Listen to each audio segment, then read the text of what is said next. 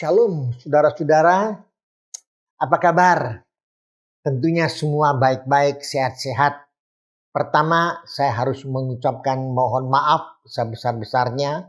1 bulan lebih saya tidak sempat rekaman oleh karena ada kesibukan-kesibukan. Semoga lain kali renungan, video yang saya kirim akan rutin dan saudara saya kita semua diberkati.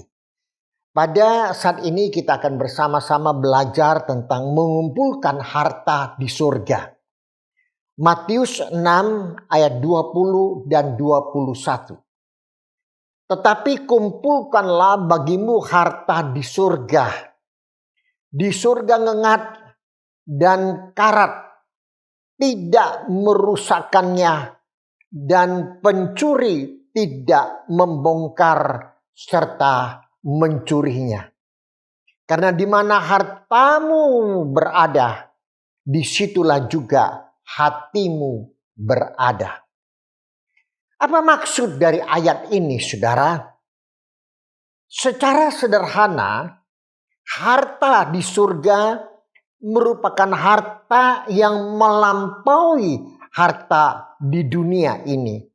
Dengan demikian, secara literal, dapat diartikan bahwa mengumpulkan harta di surga adalah suatu usaha untuk memberikan hal-hal yang bersifat supranatural dan berkaitan dengan kerajaan Allah.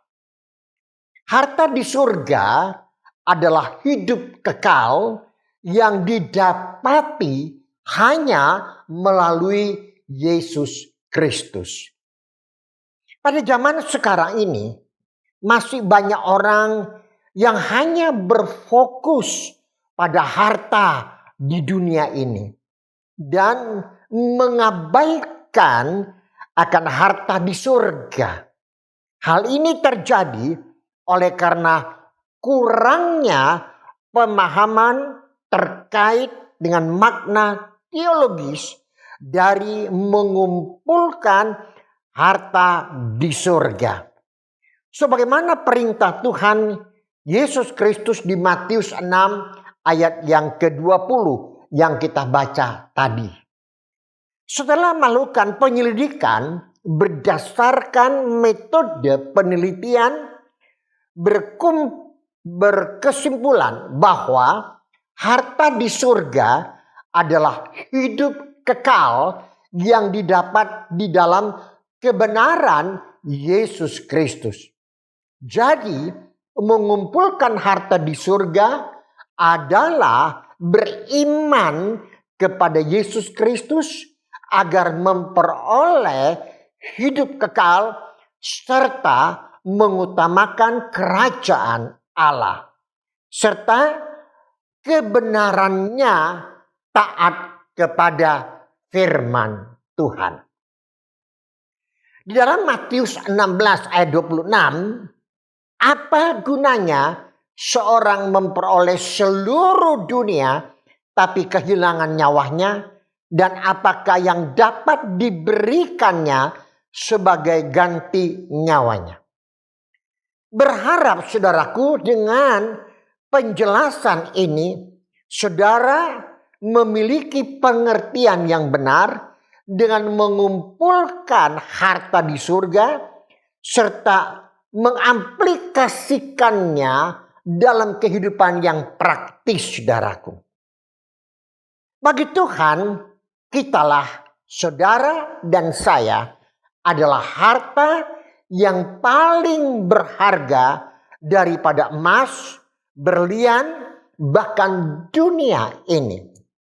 Maka ayat yang tadi kita baca dari Matius 16 ayat 26 dikatakan, apa gunanya seorang mengumpulkan seluruh dunia, memperoleh seluruh dunia, tapi kehilangan nyawa. Dengan kata lain, bahwa hidup kita, diri kita itu sangat berarti, di mana Tuhan menerima kita mendapatkan harta di surga. Karena hanya Yesus Kristuslah harta yang paling berharga di dalam hidup kita. jauh lebih berharga dari semua di dunia ini. Sekarang pertanyaannya, bagaimanakah saudara dan saya untuk memperolehnya? Sudahkah saudara mendapatkan Kristus dalam kehidupan saudara? Kalau saudara belum mendapatkan Kristus, maka sekarang inilah saudara terima Dia. Apa gunanya saudara mendapatkan harta di dunia, tapi saudara kehilangan nyawa? Alangkah baiknya dan yang terindah adalah saudara mendapatkan Kristus sehingga saudara memperoleh hidup yang kekal di surga bersama-sama dengan Tuhan Yesus.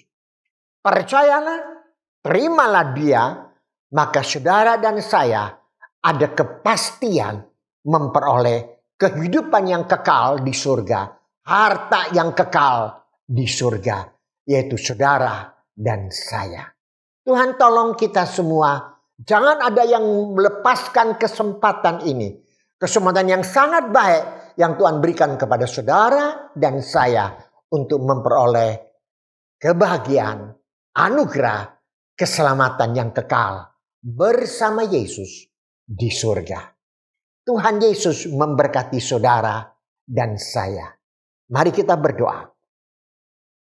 Tuhan Bapakku di surga, terima kasih pada saat ini Engkau kembali memberikan pengertian kepada kami agar kami tahu mengumpulkan harta di surga adalah tak kala kami percaya kepada Yesus, disitulah harta kami peroleh di dalam Engkau, Tuhan Yesus Kristus sendiri. Oleh itu biar kiranya yang mendengarkan firman Tuhan ini, kami semua memperoleh anugerah keselamatan yang besar yang Tuhan sudah sediakan bagi kami. Puji Tuhan. Di dalam nama Tuhan Yesus kami sudah berdoa dan bersyukur. Haleluya. Amin. Solidio Gloria. Tuhan Yesus memberkati. Amin.